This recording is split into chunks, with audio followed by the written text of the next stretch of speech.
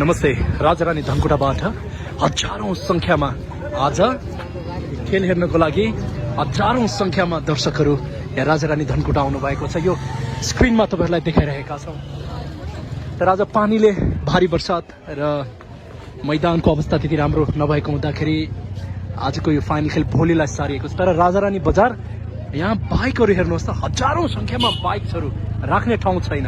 यो लाइन हेर्नुभयो भने बजारैभरि हजारौं संख्यामा, कम्तीमा पनि 5000 भन्दा धेरै दर्शकहरूको उपस्थिति हुनुपर्छ आज यहाँ। तर अनफर्चुनेटली आज यो फाइनल खेल हेर्नको लागि दर्शकहरू निराश हुनु परेको छ। तर भोलि ठिक 2 बजे सम्पूर्ण दर्शकहरूलाई हामी आग्रह गर्छौं, तपाईहरु भोलि 2 बजे राजारानी आइदिनुहोस्। भोलिको रोमाञ्चक फाइनल खेल सबै मिलेर हेर्नुपर्छ र गोले